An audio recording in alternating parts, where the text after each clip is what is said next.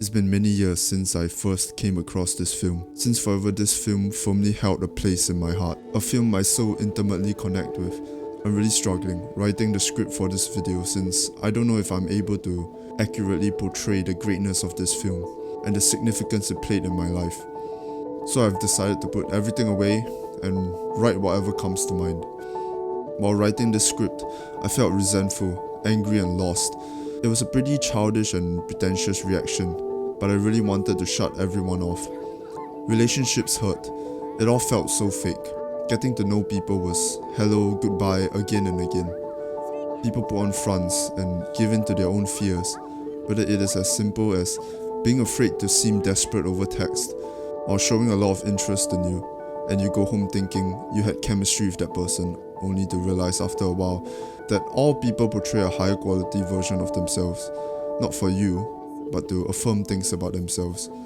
And maybe you were not that interesting to them as you would have thought. This shallow level of inauthenticity really had me thinking, and I decided to revisit my past.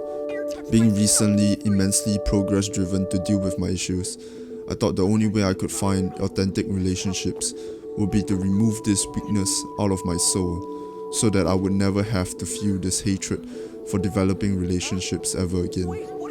I would just see all my relationships as little significance, so that I would not be attached and I would not have to suffer. I wanted to take this time to reconnect with my past naive self. What did I find so special in forming new bonds and taking on responsibilities for other people? Was it all just because of codependencies, narcissism, and a lack of responsibilities on my part that I took so much pride in caring for people?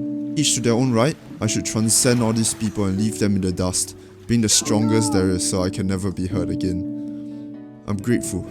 Anime once again has helped me to keep grounded, helped me to find the reasons why I want to make so much progress, why I want to be strong, helped me see the beauty of reality, although often it is so easy to become bitter and angry with everything. Though with different mindset, this seems to be a reflection of what I did in the past, shunning everyone away, sticking to one group of people that I thought I could trust for the rest of my life.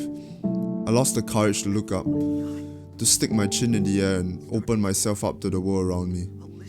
I kept to my circle, kept to myself. Koe no katachi reminded me of where I came from, the revelations, the trials and tribulations. I'm so much more than each event, each bond, each relationship. I will take it all in, the hurt, the regret, and yet I will continue to try, to believe in the good of people, the good in relationships. Although terribly painful, what better way is there to live? After being ostracized, Ishida felt like he had nothing left. But I realized he didn't once cry. He was pummeled into believing this was just playing out in front of him, and being consciously aware would just hurt eternally. And he sat through it all, with an empty, blank expression. There was still some human left inside of him. Before he ended it all, he wanted to repay his mom, the money it cost to fund the many hearing aids he broke off Shoko's. He carefully placed the money he raised next to his mom while she was asleep. He marked the day out, he was ready. He stood on the bridge, ready to put an end to it all. Everyone would forget about him the next day anyway. Everything he ever had wasn't really genuine anyway.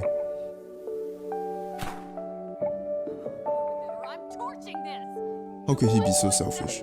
All the sacrifice his single mom made, she took responsibility for him. She let herself be degraded by Shoko's mom. We are so caught up in our own issues, we forget to look at the people that were actually real, and always have been. All those kids celebrated him when he bullied Shoko, and the second consequences were brought to the table. He was thrown under the bus. Nothing he ever built was ever real. Everything he ever believed in did not make any sense.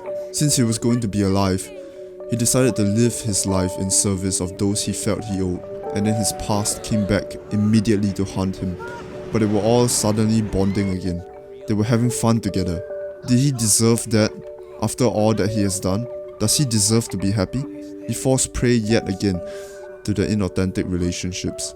The love in the present moment blinds him, and a small part of him invests himself back into believing in love, bonds, and a point to it all, only to see the video of Ueno trashing Shoko, blaming her for it all. Kawaii, also known as not very cute, tells the entire class about his past. Now she's an absolute selfish sympathy-fishing asshole.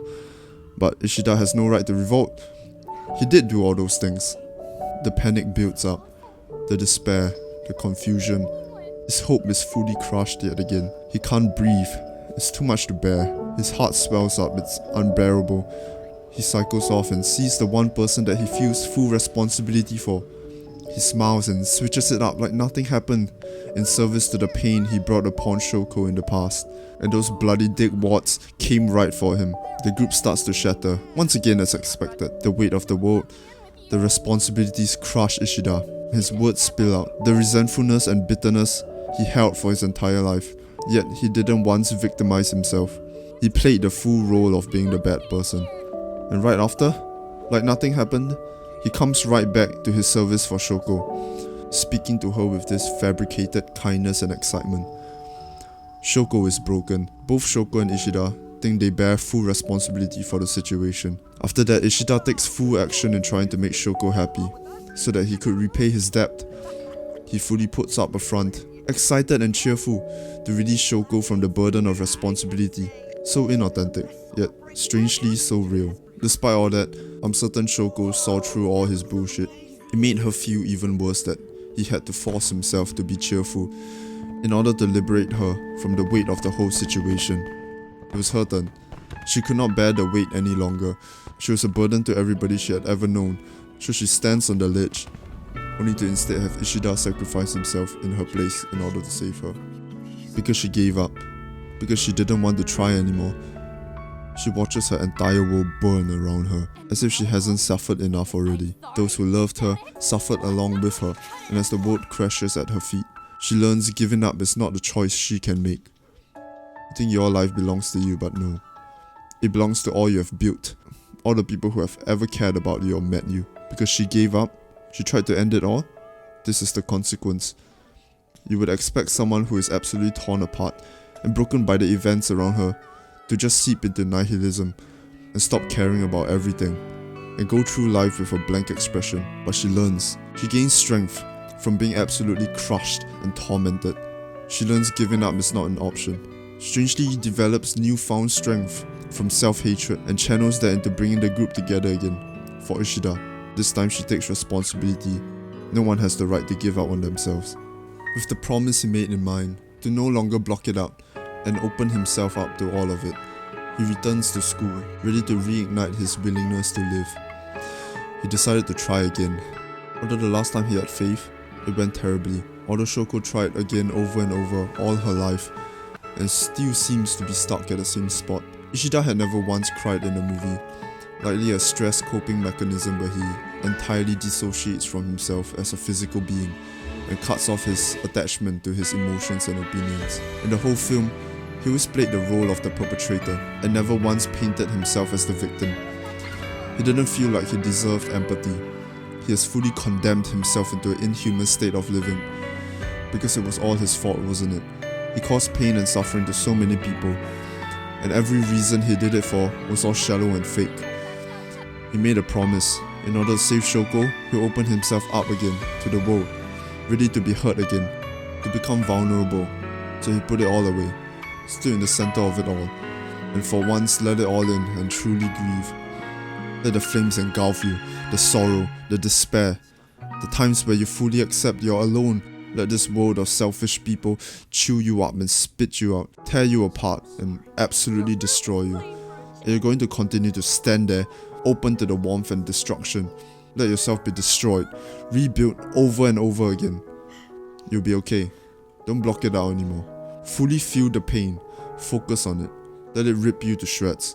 Be on the verge of dying from grief, the tears, the suffocated heart. You can't breathe properly. Your throat is strained from crying so much. And when it's finished, come back with a smile, ready for the pain again.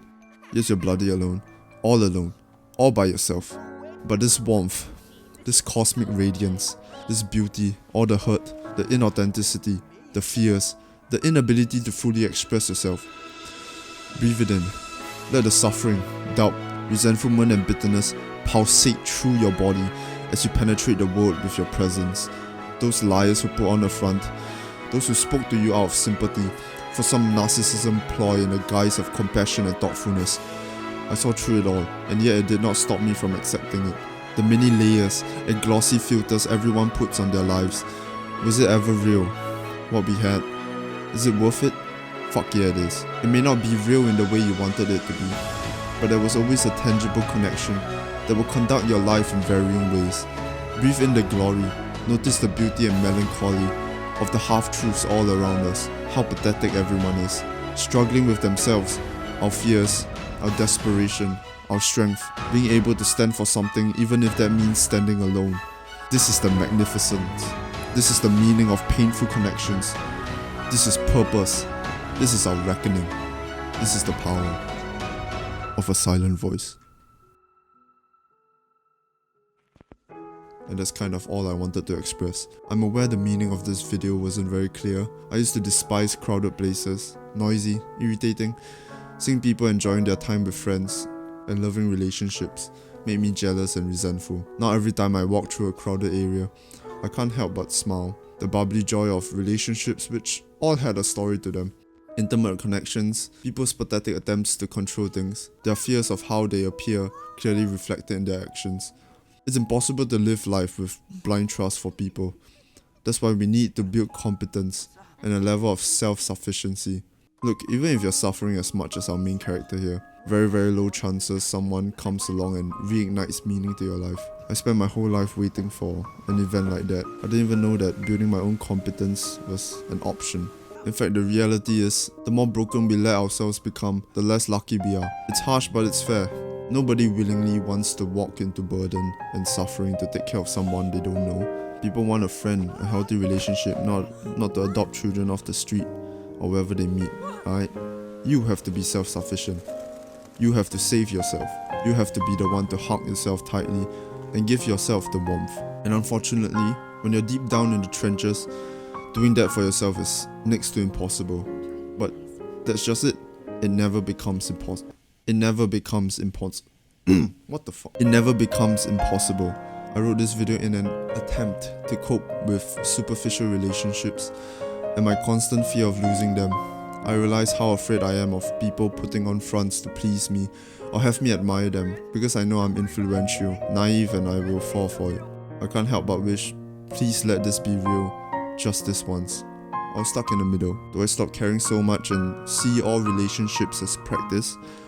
Or do I fully experience all the painful emotions because that's what it would mean to be alive? There's really no right way to do things. Although many times cringy, anime has given me a sense of spirituality, at least the good ones, don't look at those other stuff, and kept me grounded through my most confusing times. Many times people will tell you, just forget about them. Never. The experience could have been terrible, it could have been amazing. Forgetting about them feels like a disservice to the memory.